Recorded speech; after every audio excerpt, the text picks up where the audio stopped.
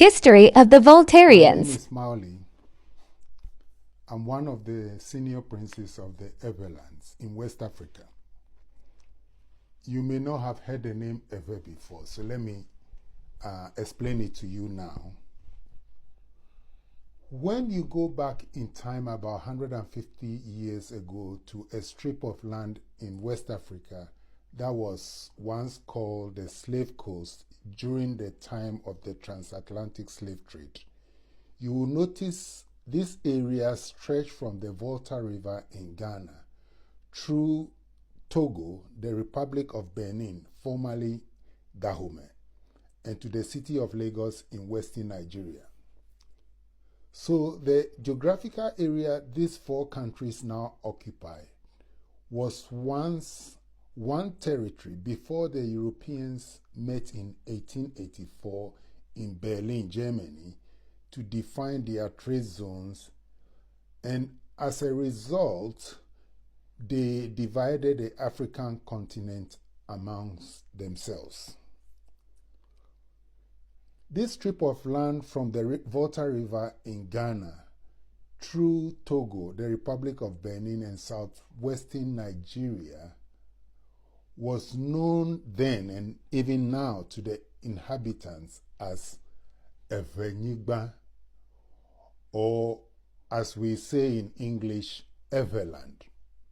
And the people who occupied this stretch of land were then and are still called Ever. This was the original name of the people who lived on this stretch of land from Ghana to Nigeria. But following the advent of colonial rule in 1884, the name morphed into Ewe.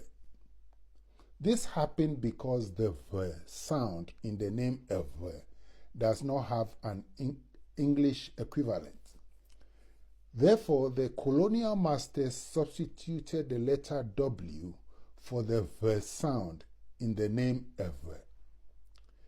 This gave birth to the name Ewe, which is a totally different name. Ewe is the name of a female sheep, and so it is insulting to call the people by this derogatory name. Our name is Ewe, not Ewe. The name Ewe is an ancient name that goes back thousands of years, and it is mentioned in the Bible.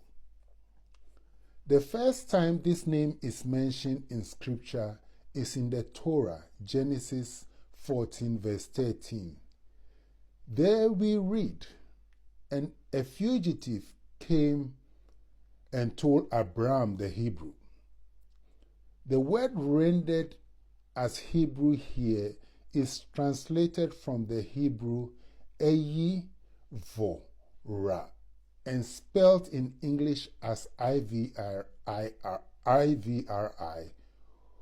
which translates as ever.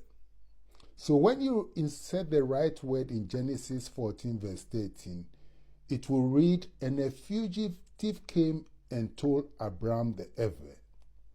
If you read the script from the Dead Sea Scrolls, you will not see the word Hebrew, but rather the name Ever. This is the name that is now being pronounced as Ewe, which is the incorrect pronunciation of Ever. The name Ever is the true name of the ancient Israelites, and it began with Abraham, as we saw in Genesis 14 verse 13. Okay, so now you may be wondering, if the name of the Israelites is Ever, how did it become Hebrew? Where did the name Hebrew come from? The word Hebrew is an English rendering of the Latin word Hebraicos or Hebraic. That is the simple, straightforward answer.